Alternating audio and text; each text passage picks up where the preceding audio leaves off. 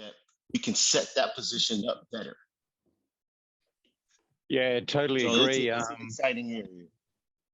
Yeah, hey, and especially at the moment, I've got a couple of athletes where there's a bit of asymmetry. So one leg isn't pulling through as quickly as the other leg. So I think, well, this could be really helpful because we can adjust some load on that one leg for it, you know, and just try and address that one limb and see if it helps. So I'm pretty excited about that.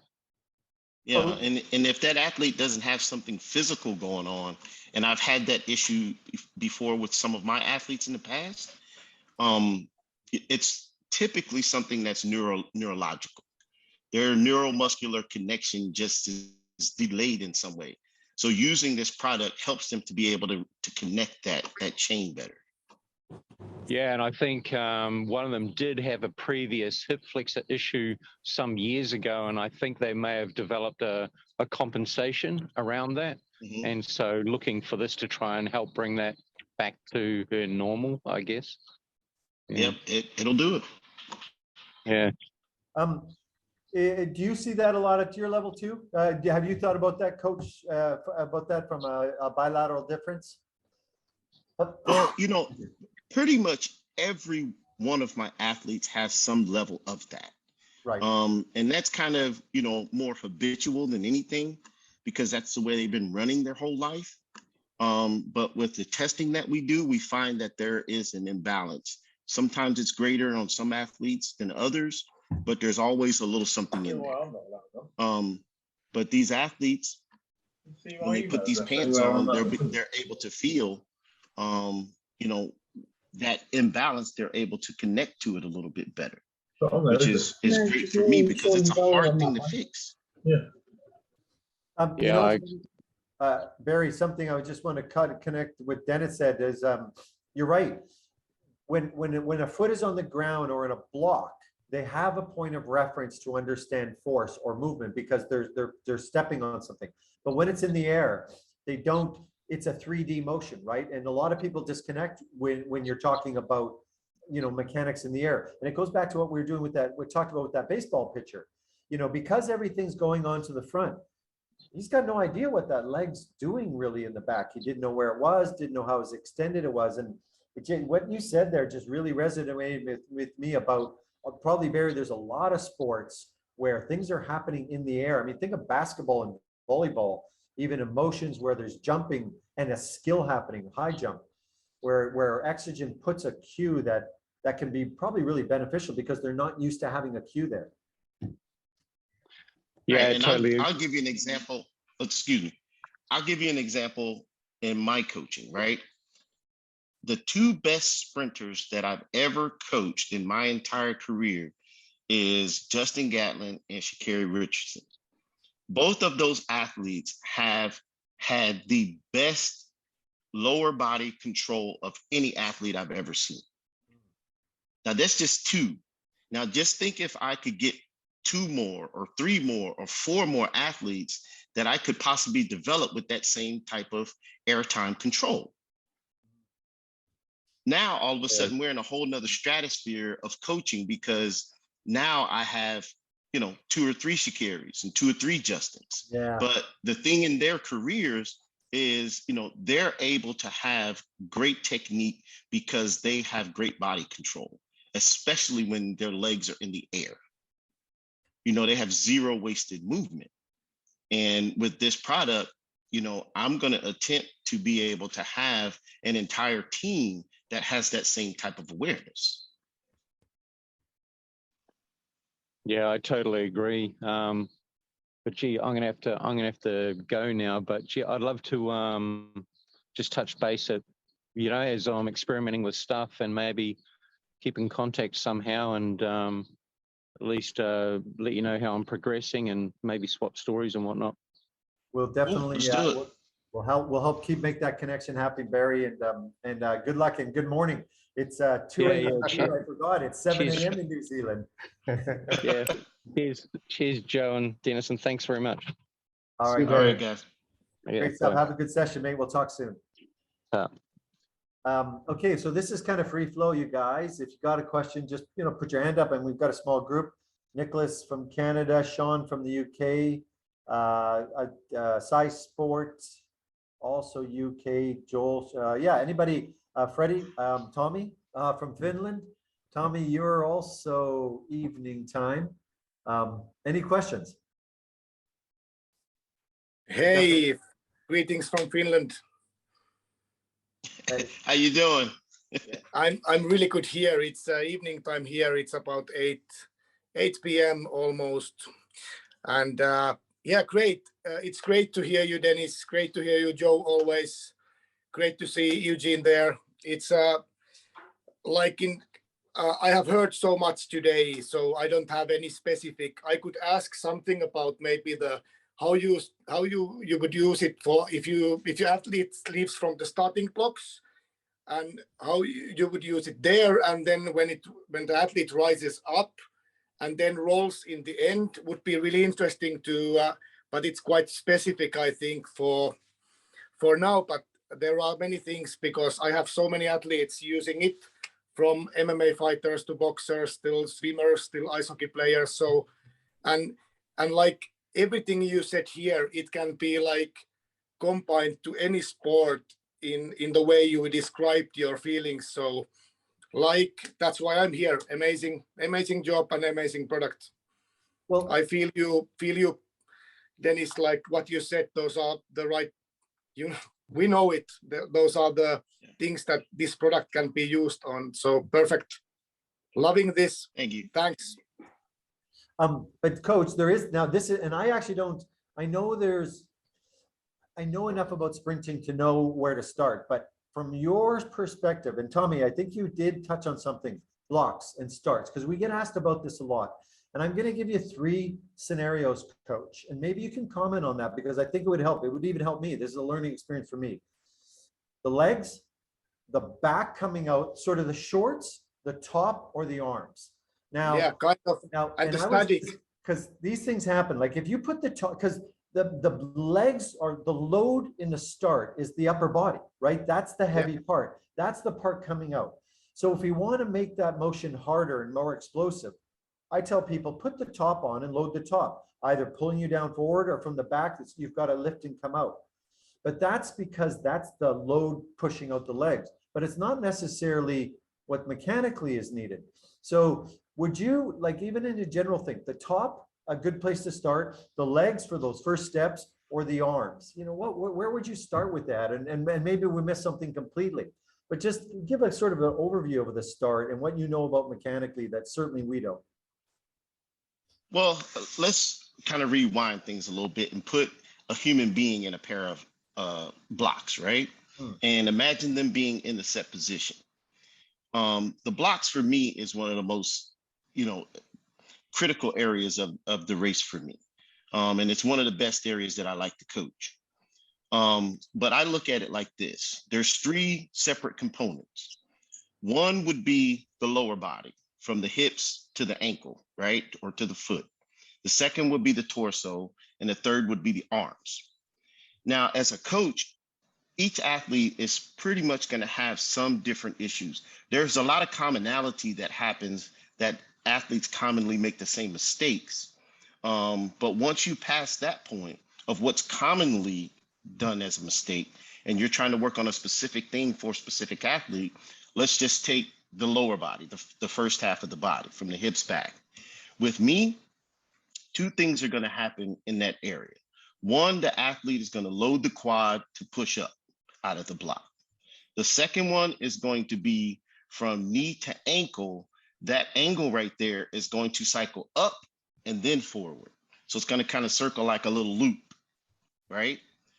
Now let's talk about knee to ankle. If we're going to fix that, obviously we're going to go with the calves, because we want to put a slight load on there, because every single time an athlete comes out of the blocks and the foot goes straight up and then forward, they never feel that. They always say, I didn't feel it. I don't feel it.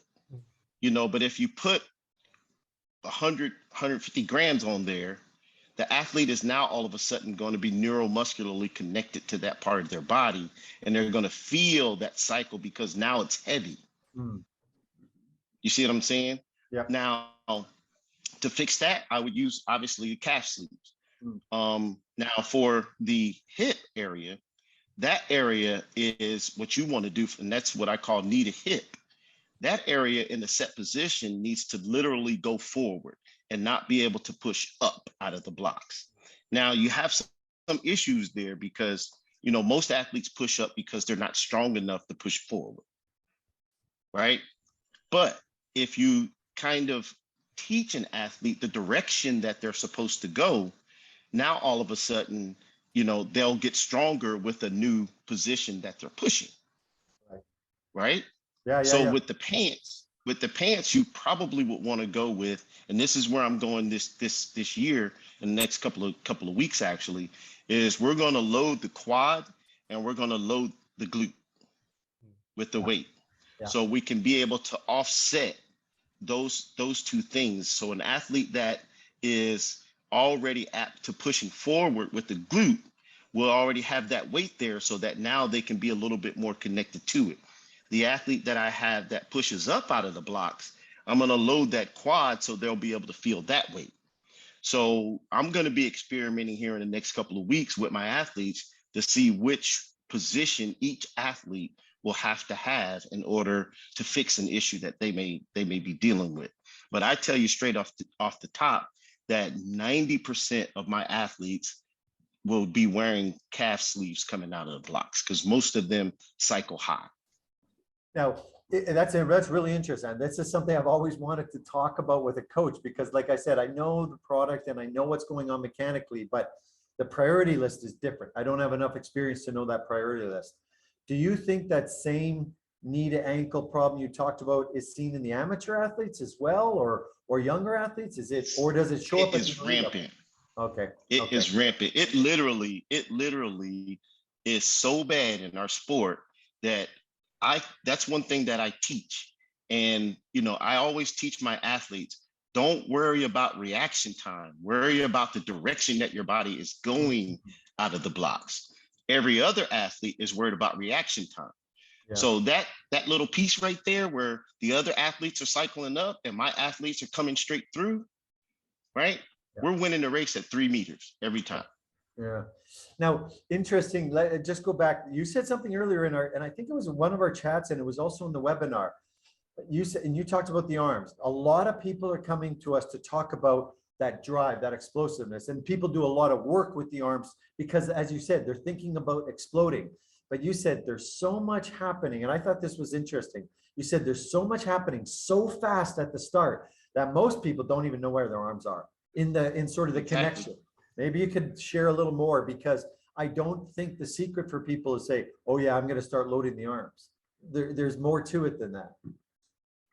Yeah, there's a ton more to it, you know, and that is one of the areas as a coach, honestly, that I'm not very good at because it happens so fast. It's almost impossible to coach, you know. And like I said, Sha'Carri is one of the fastest women ever on this planet, right?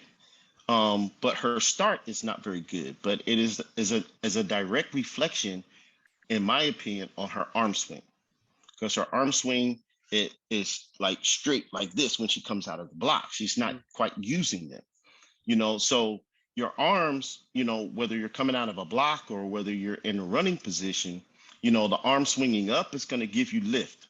The arms swinging back is going to give you propulsion.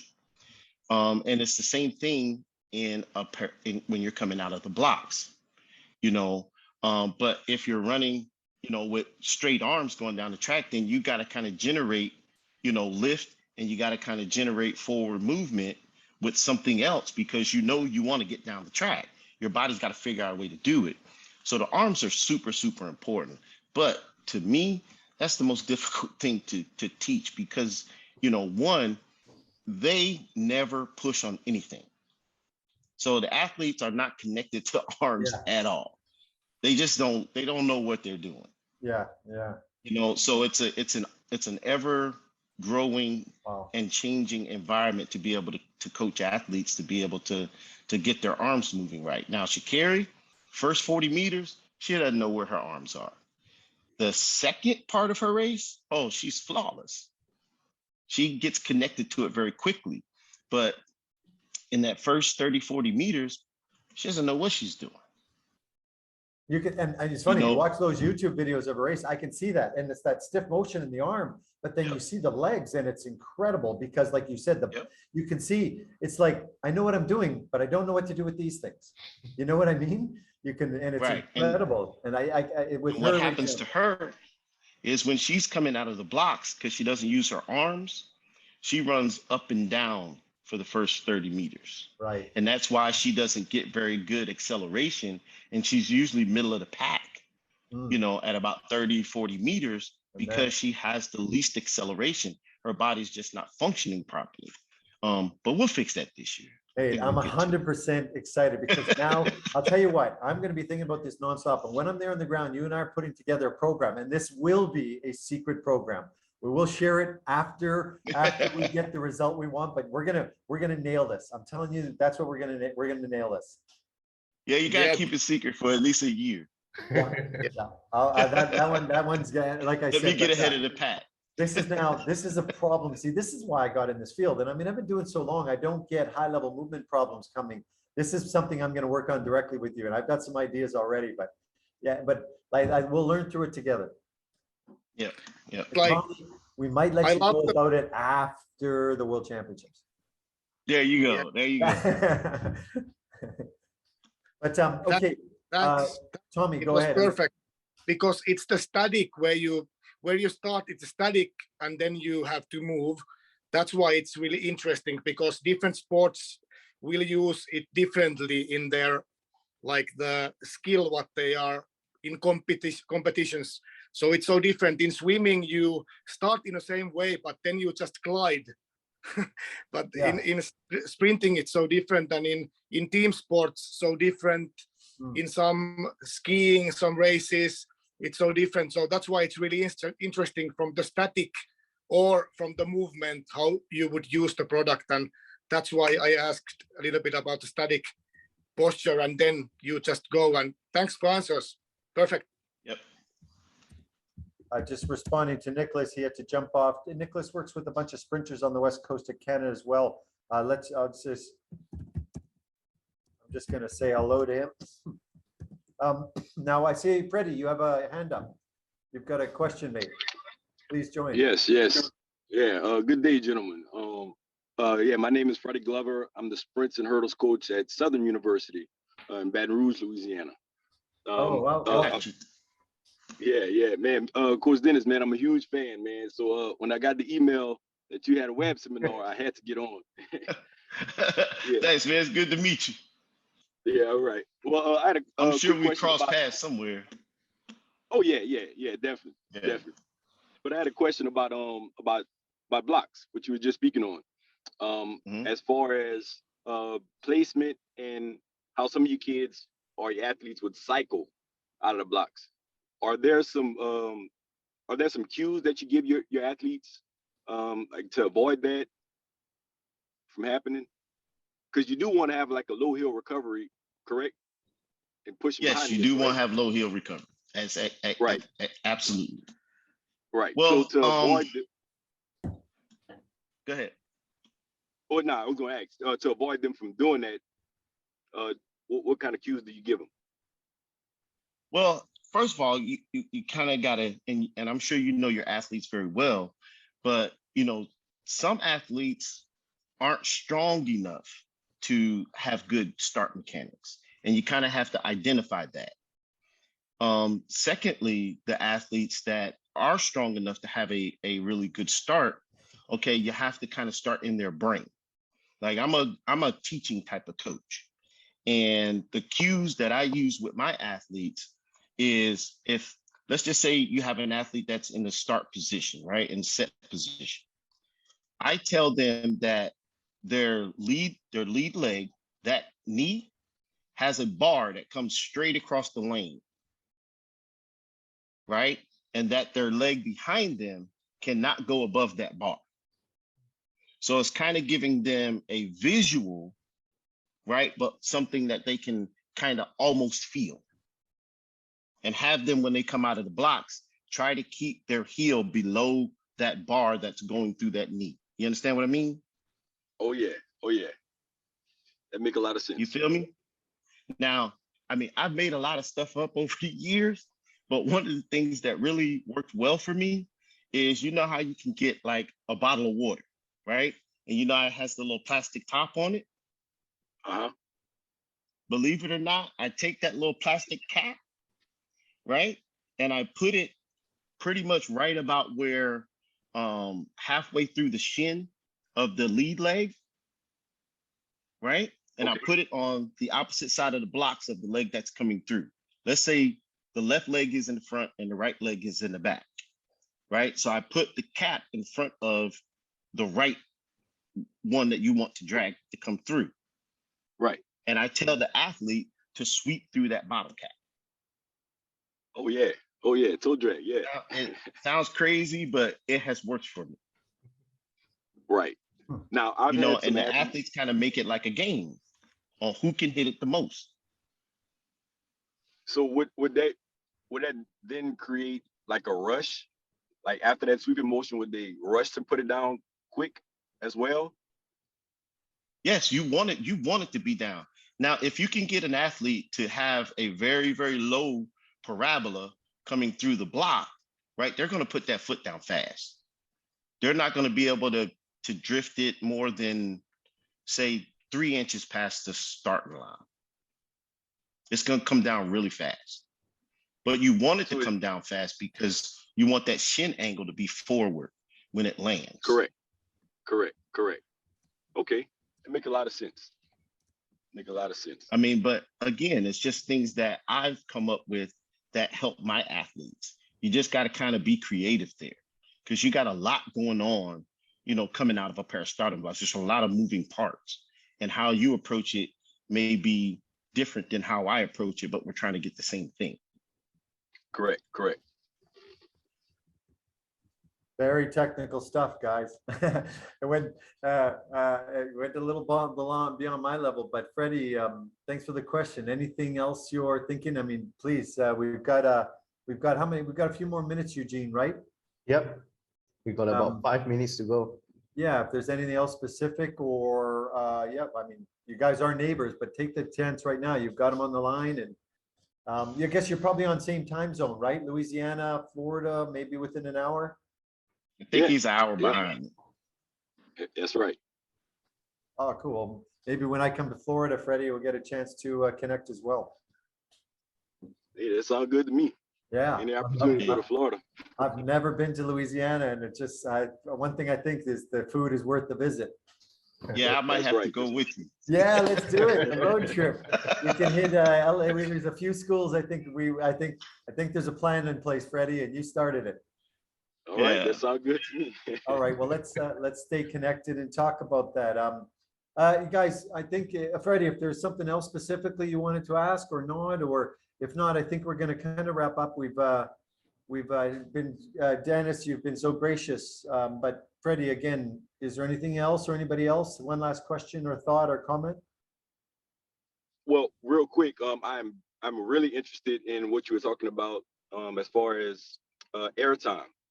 You know, with while the athletes are sprinting. So is there, I know that's a long conversation. Is there somewhere so you have that information? Because that's something I've never touched. Well, this is something that is new to me too. And you know, I had something come up on my computer, but I'm learning it too. And I'm trying to figure out the best modalities that I can use in order to teach my athletes how to manage that much better, right? So we can both learn this one together. But I do know that if we can accomplish this, then our athletes are going to be, you know, I'm not going to say unstoppable, but they win a lot of races. Yeah, exactly. It's interesting because now I'll tell you something, Freddie and Dennis, it's interesting that you said it's new. I didn't know how new it was in the sprint world. I haven't been that deep into it to know, but one thing that everybody's starting to talk about, because EXOGEN's ability to apply load during air movement, is everybody's starting to look at that now. Like we're getting, I mentioned, we're getting volleyball and basketball coaches that are starting to look at what happens when everybody talks about vertical jump. I was in the NBA for several years, and not as a player, as a strength coach. But everybody talks about vertical jump as an important variable. But what athletes do in the air and what they're able to do when they're moving is very different. It's more important than how high they can jump. Most NBA players don't even reach their full vertical jump height one time in a season. They're at a percentage of it, but it's more important what they're doing with that. And so it's fascinating, Coach. Maybe, I think once we get a little bit of information together on the ground, we could possibly put something together in the new year and maybe share that as a little video or clip on, because I know you've already talked about some very specific things you want to work on in those in-air mechanics, certain specific angles. And again, I think we haven't had the time to really play with it yet, but maybe once we get some of that, Freddie, we can start to look to share it as well. I think, Coach, you'll want to share it. It sounds like a lot of people would love to know. Yes, definitely. On that, Coach, I'll leave the last word to you, Coach Mitchell. Any thoughts, anything else? Just good luck wishes. I'll leave the last words to you and before we sign off. No, I mean, I just want to thank you guys for coming on. It's been a lot of fun to kind of share knowledge. I'm enjoying, this new partnership that I have. It's sparked a big interest in giving me more energy in my coaching, which is rare at my level, because we have a really bad habit of kind of, getting into a rut, because, you get this world championships, national championships, Olympic cycle, and you have a team of, really good athletes, and you kind of get, I want to say, soft as a coach, but when you find something like this that kind of helps spark your interest back up and reignite, your coaching philosophies and how you approach things, is a rarity, and I just want to thank LILA for being there for me, and hopefully we can get to these world championships and do something special. Yeah, that sounds good. Well, but I'm having a good time. Good, and I'm glad you're enjoying engaging with us, and it's funny because it's the same for me. LILA gave me something that reintroduced me to the whole field. I had done all those other things, and I feel the same way. And I'm looking forward to learning a lot more with you in the speed world and trying to help you solve some of these issues so we can share that out with the rest of the group. So Freddie, Tommy, Eugene, Joel, James, and the guys in UK at Sci Sport, thanks very much. We've got about 30 seconds before this shuts down. So let's say good night, good morning, good evening, good day. And Coach, most important, thank you again for taking the time. You've been most gracious and very helpul. Yes. All right, guys. Thank you. Good luck. All right. Yes, thanks, Coach. Thank you. Mr. Joe, thanks. Cheers, everybody, and check out that email, Freddie, and we can talk some more on email after later on. See you soon, Tommy. All right. Cheers. See you soon. Coach, Let's we'll go. see you on the All right. Bye. Bye, Dennis. See you.